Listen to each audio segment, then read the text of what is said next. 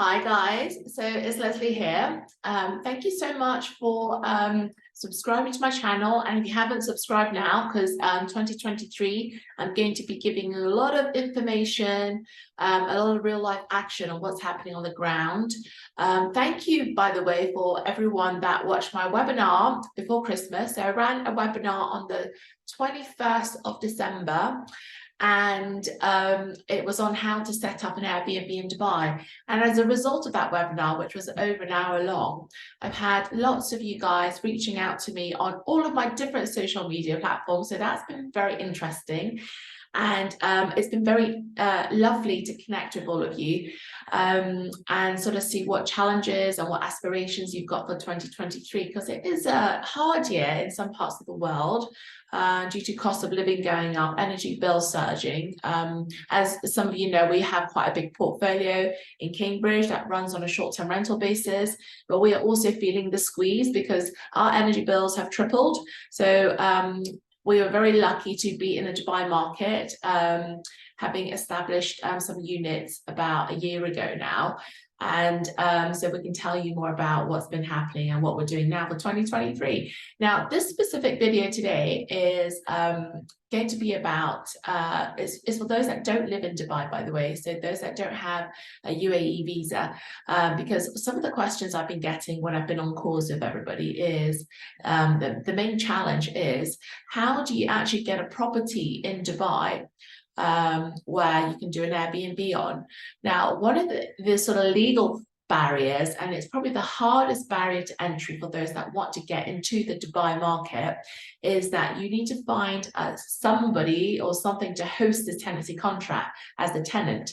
In my webinar, I've mentioned that you can have a look at a freelance visa. That is an option, but I've actually got an even easier option for those that fit the criteria. So that's what I'm going to share with you guys today. So let me just do a quick share screen. Right.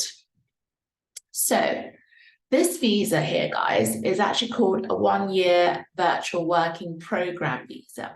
My husband, before he got a job in Dubai, so he's under someone else's visa, a company's visa now, he actually applied for this. I think it was during COVID that they brought this program out, and he actually succeeded in, and it was quite fast actually in getting this type of visa. So what it is a 1-year virtual working program visa in Dubai. And I believe this is probably the cheapest and easiest way in terms of barrier to entry to get a visa in Dubai, which will then allow you to set up a bank account, get a tenancy contract, etc. I've just put down, happy to have a chat over Zoom about this in more detail. So if you guys are interested in that market, just reach out. We'll see whether we can get a call in. And as I said, my husband actually went through this process before he changed his visa over to his current Dubai employer. Now, just to let you guys know, this visa will only allow you to have a UAE visa or a Dubai visa for 1 year. And the good news is that once it expires, you can always renew, but there's a cost to that every year. It will allow you to open a visa, take out a tenancy contract, register with all the suppliers for water, electricity, so that's DWA, for internet, and maybe AC if you have to pay for that as a tenant. So that depends on per building or developer.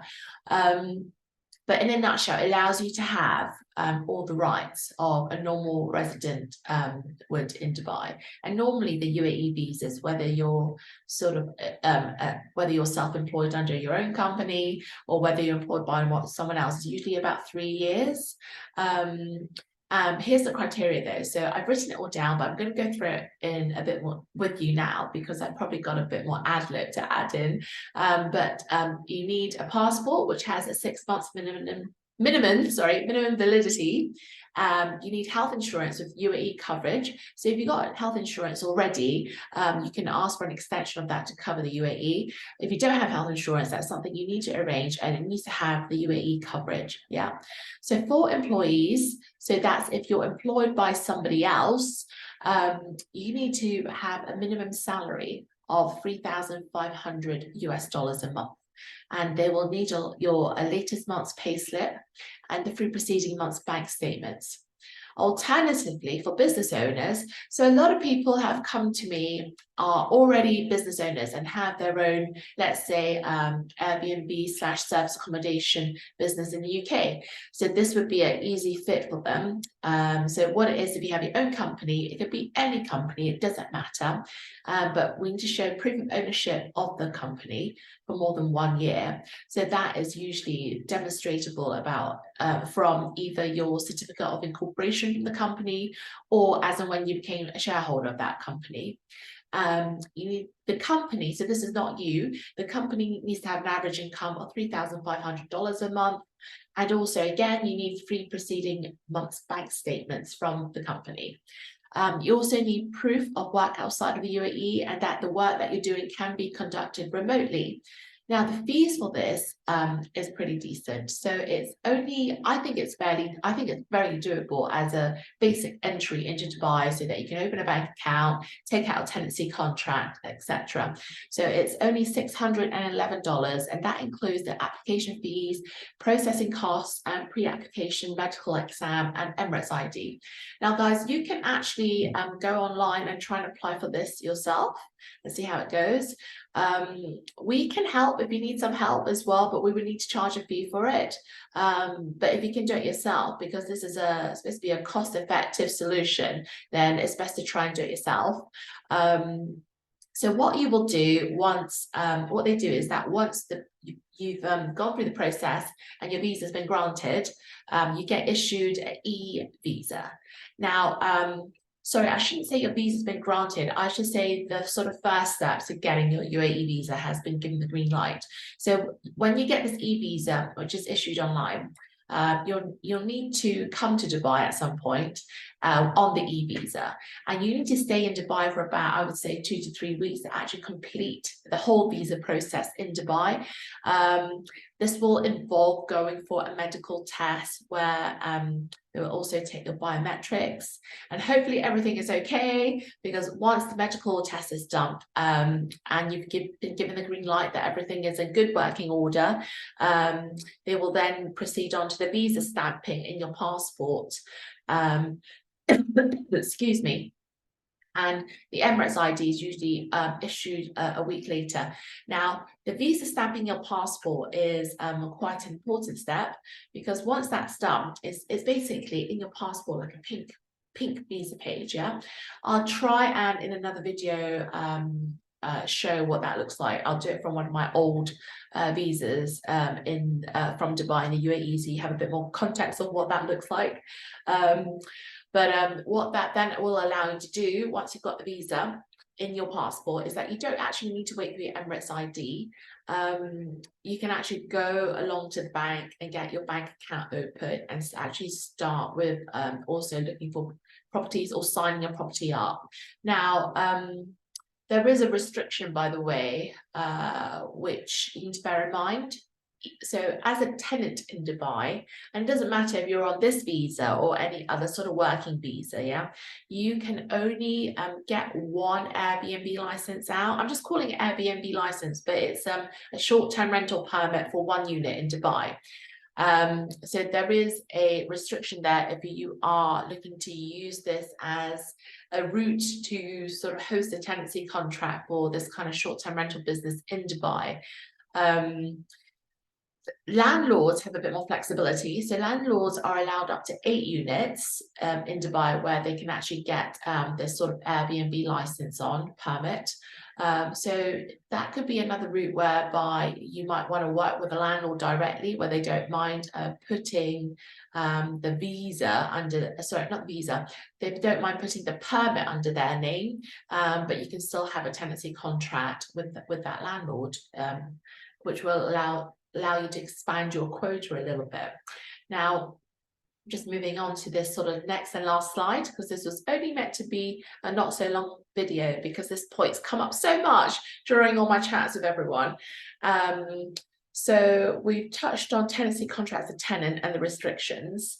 The only, and I've also mentioned, which I haven't bullet pointed, that if you try and do some sort of JV with the landlord, they are allowed up to 8 units. So if that is possible, try and negotiate that in. But I think that's sort of the easier entry to barrier, as in it's not as costly. Now, the other point I put down is company setup. And as I've mentioned in the webinar, and if those that have not seen the webinar that I've done in quite a bit of detail on Dubai, I'll stick a link in the description so that you can go over and have a look.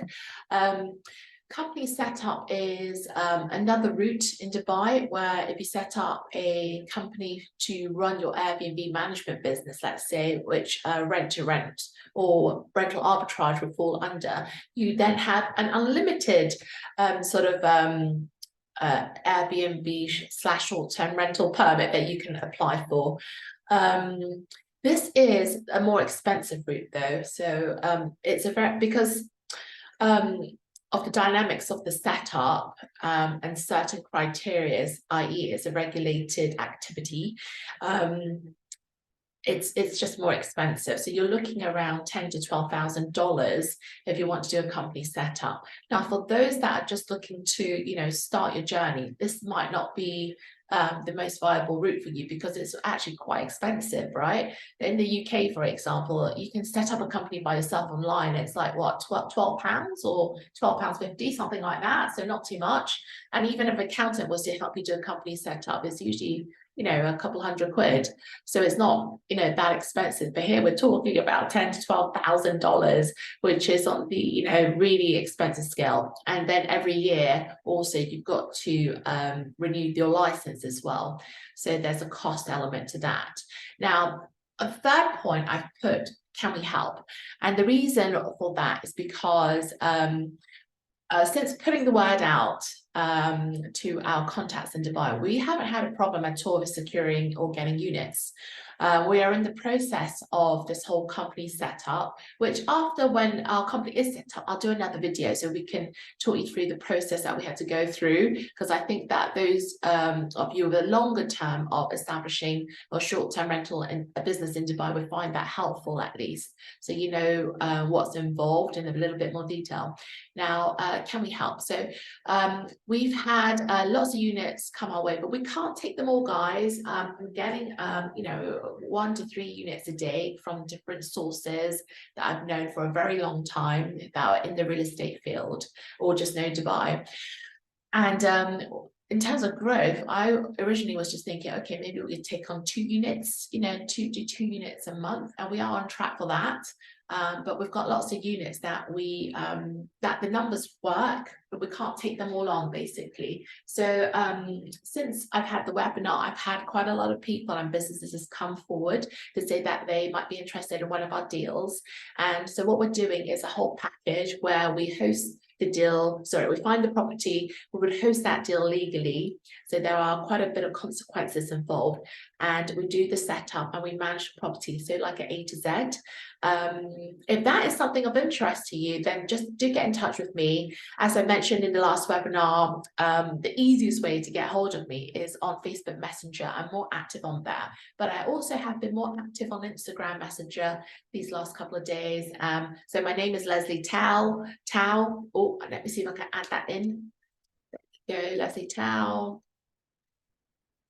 And you can find me on Facebook Messenger. Yeah, or Facebook or Instagram. Yeah, brilliant. All right, guys. So I hope that you found this useful. This short webinar, let's say, or short video, really does only apply. Really does only apply to those people that are not in Dubai and looking to get into the Dubai market and finding how you can do that. It's more complicated to try and get in, but it's not impossible. I would say for those that are looking to get into the Dubai market, I've only had one call with somebody where they were looking to do it on more of a budget. Dubai is not the kind of sort of market you can go into with not a lot of money. You need to have, not saying you need loads of money, but you do need some money, like at least 10 to 20,000 pounds, I would say, or dollars equivalent, to sort of start your own unit or get involved with some of the deals that we have. So those are my thoughts. I hope that you have some questions, because if you do, you know where to drop them in the comments below, so that I can use that to do another video if you find that useful, or even run another webinar so I can do a live Q&A, because that is more time efficient for me as opposed to taking lots of Zoom calls, because I only have a certain amount of hours in a day, including, this is a bit embarrassing, including why I am doing a video in a bathroom at the moment, because I've got 2 young children, so I needed to be a little bit more quiet, but I literally had my elders banging the door down because we're still on holiday in Lebanon at the moment. So I hope you find this useful, and I will be putting this out there today. All right, guys, so hopefully see you all very soon, either on a Zoom call or on a webinar live, where you can ask some questions on a live Q&A. Okay, Lesley Tao here, and I am checking out.